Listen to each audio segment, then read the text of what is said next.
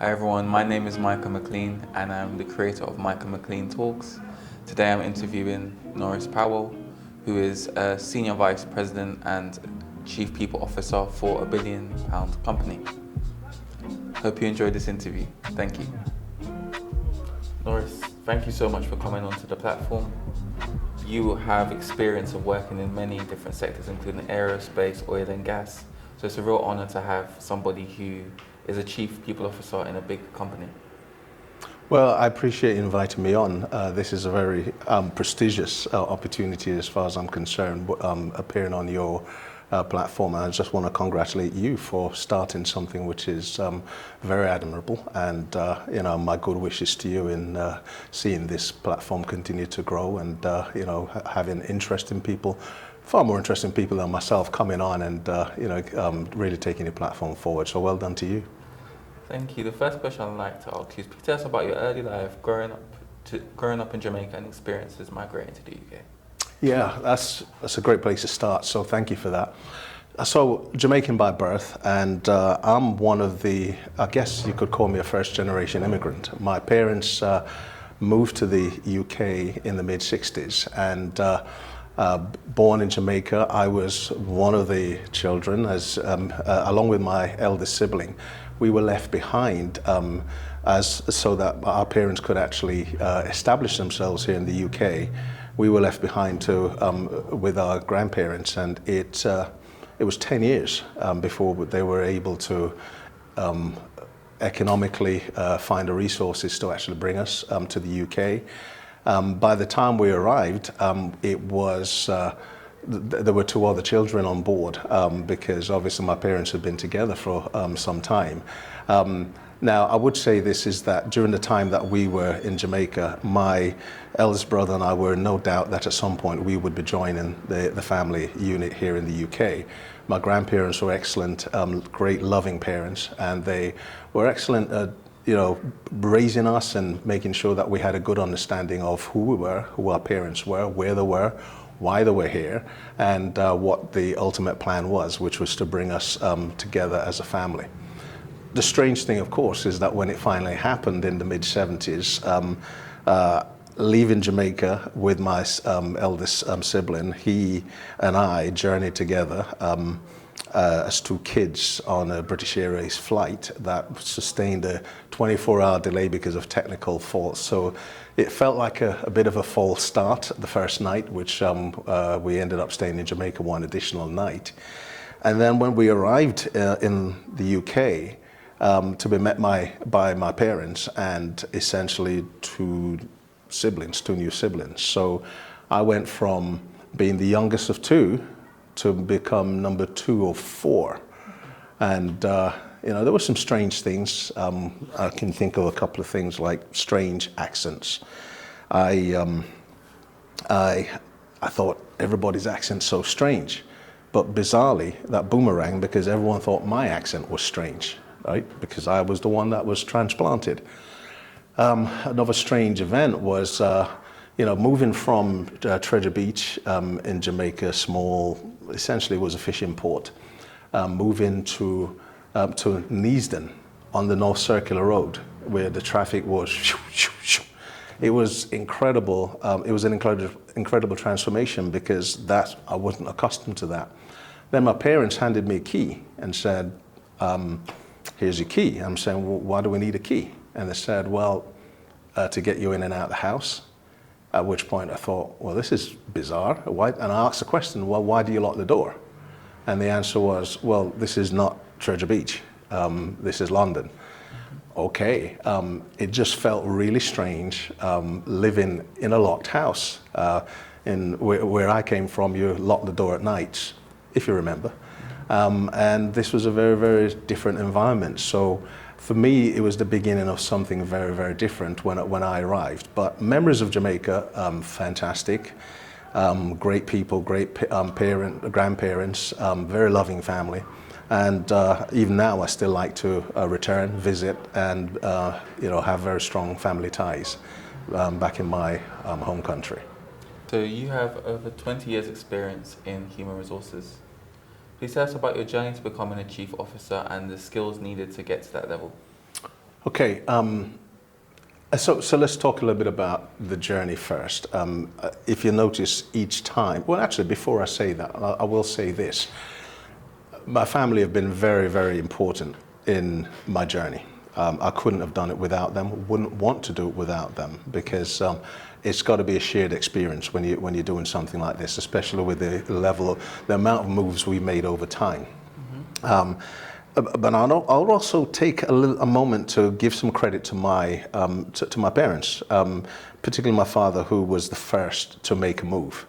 He made the move from Jamaica to the UK, and on the strength of that, or on the back of that, opportunities have presented themselves because of the fact that we're able to come join him and the family here, and so that opened up doors that perhaps could have turned out differently, potentially. In terms of the skills that are needed, I think one of the things that you have to be really focused on is having a good heart. Having a good heart for people, knowing what's important for people. I mentioned earlier about the fact that in my early career, it was important to do a really good job for the people. That's a red line that runs all the way through my career, is knowing that you're always, every day you're doing the best you can to make a difference, so that folks can actually realize their full potential. They can actually find joy in what they do. And as a leader of the human resources arena, that is an area that I have the privilege of being able to actually create processes and programs that makes a big difference there. You've got to have courage. You've got to have courage to make some tough calls, because they're not always easy. I think one of the challenges in human resources is that it's not always positive. You see organisational changes that happen from time to time, and they don't always favour people.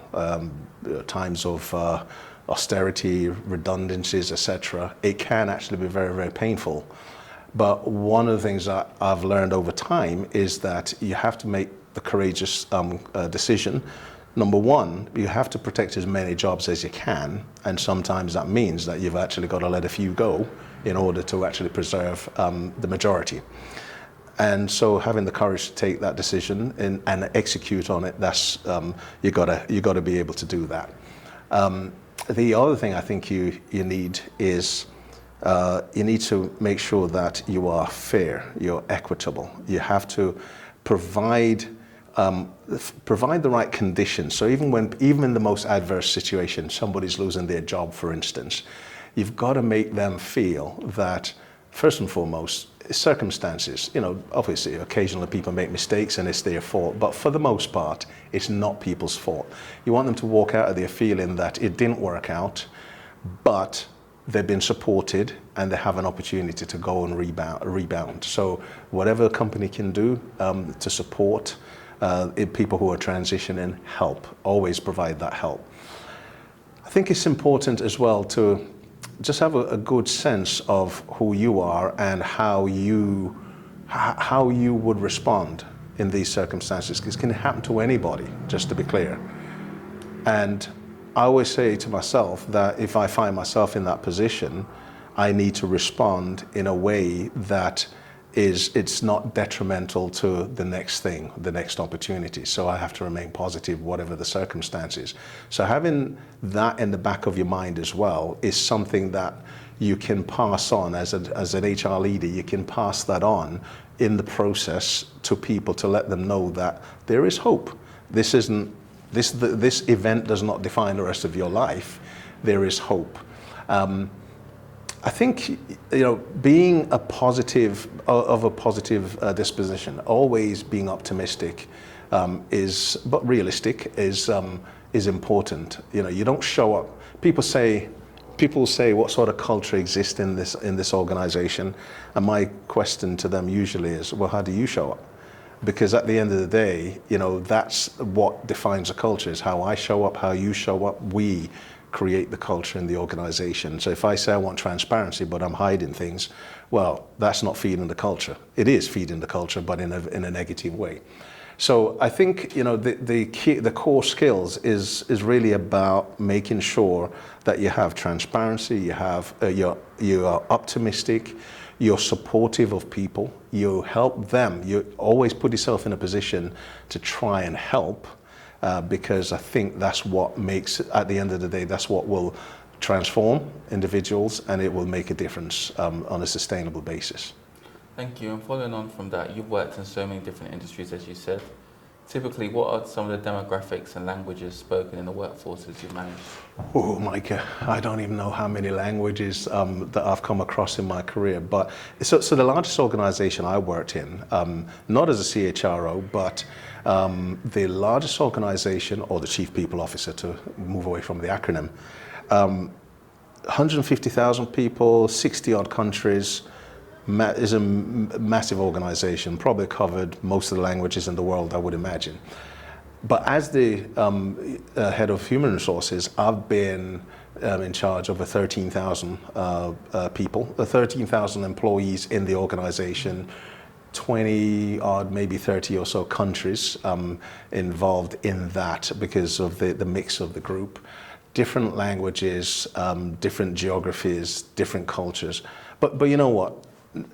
At the end of the day, the one thing that really matters is people are the same the world over, right? They have families, they have hopes, dreams, and ambitions. It may translate in a different culture, a different way. It may be expressed with different words from a language perspective, but at the end of the day, people are trying to get ahead. They want to do the best for themselves and for their families, and they want to be respected as well for what they bring to the table. And so I actually think that there is the common denominator in all of that is we have hopes, dreams, and ambitions, and it doesn't matter what language you speak, it still translates. Thank you. And following on from that, what do you enjoy most about being a chief people officer? That's first of all, I like having impact. Just to be clear, I like impacting the organization, but importantly, I like impacting the organization through people. There's a famous leader that once said that the role of human resources as the CEO of that organization, there is the role of the chief human resources officer helps him select the key players to get them in the right position and coach them and mentor them so that when they enter the field of play, they can actually score the goals and, you know, get the results, basically. Just to kind of align that a little bit to sporting analogy.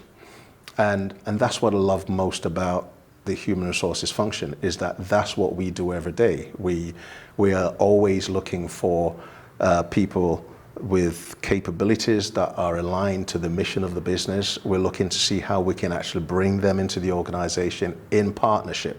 Remember what I said earlier, that the way people show up, they make those choices every single day.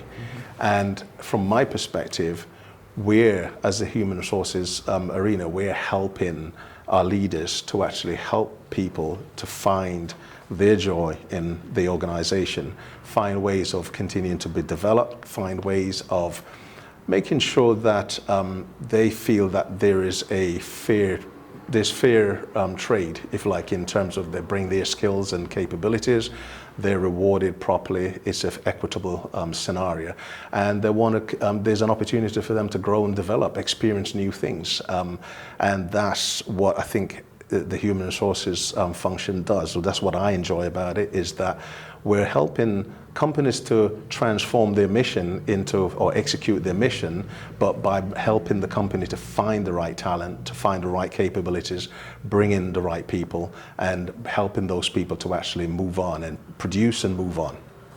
Thank you. And you've worked in both the UK and the US. Yes. What are some of the opportunities and challenges for chief officers between the two countries? So, well, I've also worked in France, so that was a great place where I did learn that. Maybe I'll express a little bit about France first, because that was a big turning point from my perspective. When I first arrived in France, I took my British self and I went over and started meeting with folks, and in meetings you put things up on the projector, or well, nowadays a PowerPoint, and you basically think you have an impact by presenting this stuff, and what do you all think? Is everyone in agreement? And then you think, when okay, we reach agreement, you leave the room and nothing happens. And I started questioning, what did I do wrong? And I remember having a conversation with my wife, even seriously thought about not returning after the Christmas break. And she actually said something which was transformative for me, which was, well, what about you? Have you considered that you need to change? I thought, oh, that's an interesting point. Didn't feel great about it at the time, because it wasn't my fault, was it? But it was, because what I hadn't taken on board up until that point was that I'm in a different environment. People digest information differently, they operate differently. And what I went on to learn, is that presenting in a meeting thinking that you've agendaed everyone's attention and agreement wasn't a thing. You do that by pre-meetings, sitting around the water cooler or having coffee over lunch, seeding ideas, listening to the ideas from people, getting their feedback. And then by the time you present in a meeting, you actually have a situation where they can see the fingerprint on the very story that you're telling. And engagement, it just took off from that point, because it was, now I'm actually connecting with people. Mm-hmm. So that was a big learning for me, that you have to do the connection. You can't just run it over the line. You have to connect with people. Now, back to the question of UK versus the USA. You know, I don't want to criticize any of the two situations, but they are different. I would argue that in America there's a very can-do approach. People just roll their sleeves up and they get things done. What I do like about the British way, though, if I can call it out as a difference, is that if you give both sets or both people groups a blueprint, the Americans will build it, no problem. It's built absolute to specification. You give it to you actually give it to the British. They'll build it too, but what you'll find is that whatever issues that they've picked up in the build itself, they do provide a lot more input and feedback as to what challenges and modifications they encountered, mm-hmm. Right? I'll give you one quick example. Early in our time in the US, we actually went to the movie. Wanted to see a movie. There wasn't an appropriate film for the family at that stage, so my wife went over and she asked a question to someone who was on the cash register. Excuse me, is there a bowling alley nearby? We decided, let's go bowling instead. Is there a bowling alley nearby? And the answer was yes. Mm-hmm. If that was in the UK, the answer wouldn't have parked at yes. It would have been, actually, yes, there is one. If you come out the car park, you take a left and you go down 3 lights, for example, you get more detailed response to it. And so that's one of the things I would say. You've got to understand those cultural differences as well. You have to, if you asked a different question, for example, if you'd said, excuse me, can you please direct me to the nearest bowling alley? Mm-hmm. That's a different question. And that will get you the information that you're actually seeking, as opposed to assuming that by asking, is there one, it's actually going to lead you into that destination. So I kind of use that example to say, it doesn't matter what type of job you're doing. You've got to understand those cultural differences so that you can be appropriate in terms of your approach. You can be appropriate in terms of the language that you use, the questions that you ask, the instructions that you give. It needs to be appropriate to the situation that you're in, because you may speak the same language as we do between the US and the UK. We speak the same language, but the way we appropriate the language is not exactly the same. It doesn't translate the same way. So that's what I would say is a key difference, and you see it in the workplace. So the way you instruct your team in the US, I would say you might instruct them slightly differently from a UK perspective. Okay, and the next question I'd like to ask you is, while you are a chief officer, you're also a committed Christian. So how does your faith impact the way you deliver your role? Yeah. So, I think it's really important that whoever you are, that you're grounded. You've got to be grounded. And I find that my faith, my belief, my trust in God is a great place to ground me. I have confidence in who I am. I know who I am. I'm sure about myself as a being and my purpose. And so with that, I can operate very freely from a professional perspective, because I don't have to be in a workplace. It's not about, in a workplace you don't talk about religion. That's not what you do. But you certainly, when you show up and you operate, you have a confidence about who you are, and with that you can actually operate. I think the other important thing is there's some really important principles that as a Christian that you live your life by. You respect others. You treat others the way you want to be treated. You see the best in people. You make sure that you give them opportunities to, people make mistakes. And when they do, just recognize that we're all capable of making those mistakes. So having the chance to actually, work with people so that they can actually, find better ways of expressing themselves, better ways of, practicing their craft or whatever they do. I think it's helpful when you come from a grounded perspective, and knowing that what you're doing for the right reasons, for the best reasons. You're doing it with honesty. We're doing it with integrity. You want to show up in an organization. You want people showing up in a way that you can trust them. You don't have to worry about whether or not somebody's actually doing the right thing. Are they fulfilling the mission of the business?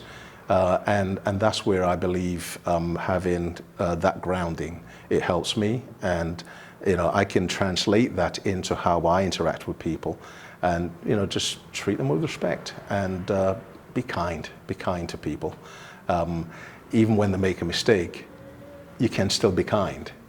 If you're instructing them, do it in a kind way. That's really important, and I think that's definitely a God thing, that you find these principles lie beyond ourselves, and that's where I think it's important to have faith in God. Thank you so much for that.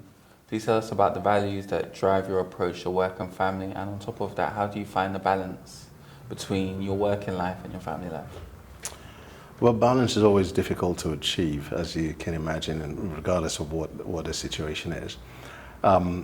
And for family, family members have their own hopes and dreams that they need to pursue as well. So that makes it challenging, because we've actually done all the assignments that I've taken over time. We've done them together. But I've traveled an awful lot in my career, and so that separated the family more than I would have liked. But having a supportive family is exceedingly important in doing that, and doing what I do. And I have to say that they have been incredibly supportive throughout my career. Spend as much time as you can together. When it's possible for you to be together, and that's what we've tried to do throughout find a good place to live, and try and make it comfortable for the family. Make sure that they're in an environment where they can get on with their lives as I'm getting on with my career. They have to have the opportunities for themselves to be able to grow, and obviously having 2 children, making sure that they've had the opportunity to learn. And so my eldest, for example, when we were in France, she went to a French school. So now she's fluent in French and English. So she's benefited from that experience, and that's something that she'll have for the rest of her life. My wife, she's taken on different assignments from time to time. When we're in France, she actually taught English as a second language to a group at one stage. So making sure that they have things that they are doing themselves, and it's not sitting at home waiting for me. That would be important. So that's where you find the help in bringing balance, is that their lives, there's something called normal in their lives as well, so that they can actually move forward. I love being with my family. I spend too much time away from my family, and if you ask me what I would like to address, one of the things I'd like to address is to actually spend more time with them, and we continue to work at that. But the support for each other is unwavering. We're there for each other.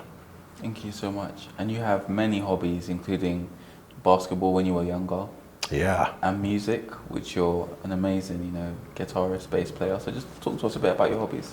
So, I grew up playing cricket. Played cricket in school, captained the team at one point, played basketball, and really enjoyed that. Also captained the school team, and in fact had an opportunity as well to play for the county, playing for Brent at one stage, and that was representing the county was probably one of the best things that I've achieved in sports. Now, my knee couldn't withstand the pressure of playing sports for too long. But what I was able to do later on, when I left London, actually for a while, lived in the Midlands, I actually played cricket in a local club, and that was fantastic. Just getting out on a Saturday, and so a bit wet sometimes, often too wet actually, but we enjoyed just the camaraderie and being together as players, not playing. It was a league, but we weren't too serious about it. Played football we had a church league in Leicester, and where I actually played very badly for the team. But participation, I'm all about that. So we still have a lot of laughs about some of the games that I played in. That the results weren't great, and my performance was even worse. But that's besides the point. But I do enjoy following sports today. I still follow football, cricket, not so much. In the States, you don't get much coverage of that, so it's a little bit more work to go after it. But usually, I call Mum and say what's going on with cricket, and she knows. So that's fun. Music. Love listening to music, but I think I enjoy playing more. I do play the guitar. That's what I started out on. I actually play the bass as well. Not as well as I'd like to, but room for improvement. Always trying something fresh there. And more latterly, since about 2005, I think it was, I picked up the keys as well, and that's fun. That's fun because, that's just the great thing about that instrument is that you can be an orchestra all by yourself, and that really I do enjoy doing that. So I play in church. Even now, I still do that in Connecticut. And I actually try and play as often as I can whenever I get an opportunity to do it. But there are times I've had seasons of drought playing. When, for example, when we lived in France, I didn't get much of an opportunity to play there, and I think I was a little bit too busy from a work standpoint. So that's one of the things perhaps I've learned over time as well, is that I've got to make more time for family, more time for the things that I enjoy, particularly the hobbies like playing music, and really invest in time in finding the balance. As much as I love work, having that balance I think is important. So when you show up, you have a sense of purpose, which is just greater than one thing, and you feel a little bit refreshed after you've gone in. And if you've gone out and played some sports, for example, you show up for work, you go back with a fresh mind, a clear head. It helps. Thank you. And following on from that, the Voice newspaper reported that black children are more likely to go into care and less likely to be adopted. As an adoptive father yourself, what advice would you give to parents looking to adopt? Do it. That's the first advice. Do it. Don't hesitate. It's the best thing that you could ever do, not just for the child, but for yourselves. It's transformational. It really, you see a different side to yourself, and you have to see it for what it is, which is that it's given you an opportunity to welcome a child or children into your home, and in bringing them in, there is no difference whatsoever between your birth children, if you have any. We have a birth child and an adopted child. There is no difference between the two.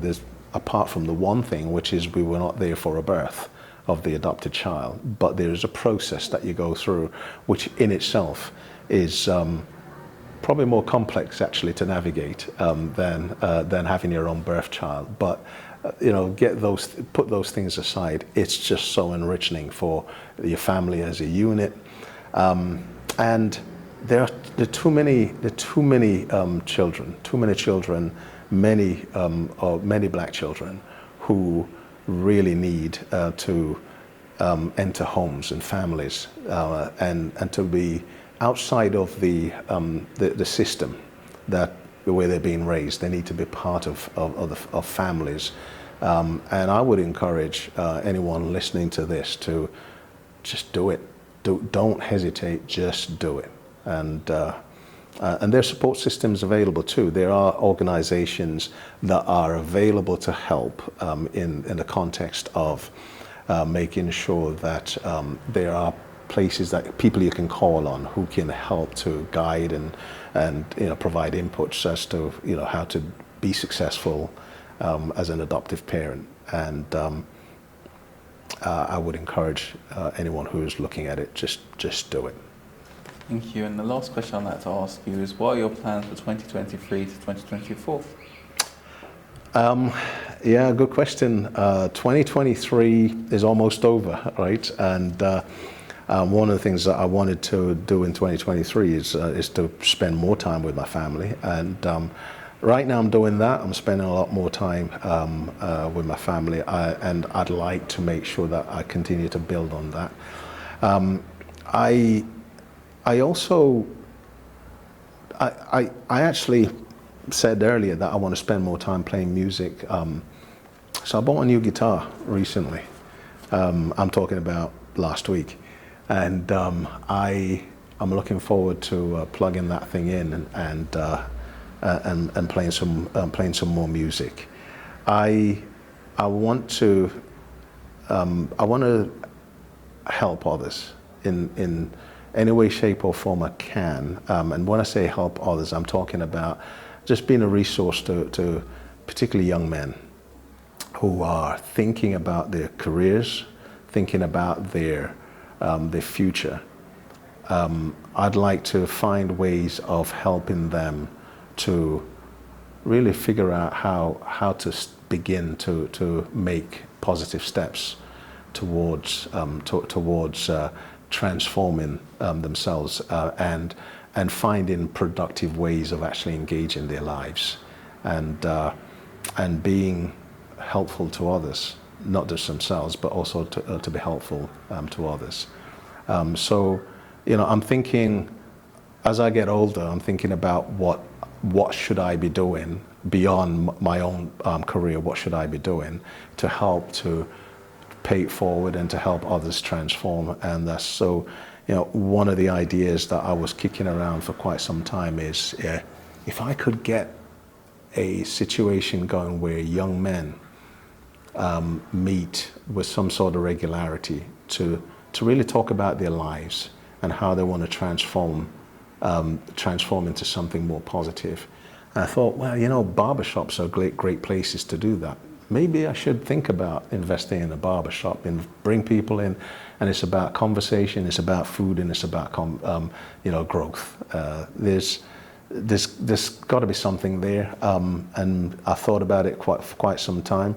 Maybe it's time for me to be thinking about putting down some foundations for something like that. So these are all ideas that's kind of going around, but I do think particularly working with young men is something that I'd like to do. And I don't know if 2023, certainly it's too late. 2024 might be a good time to get some foundations going on that, and we'll see where it goes. Thank you so much, Norris, for such a great interview. Well, thank you. I appreciate you inviting me on, and good wishes with many more opportunities, which you'll have, I'm sure. Thank you. Thank you. Thanks. Okay.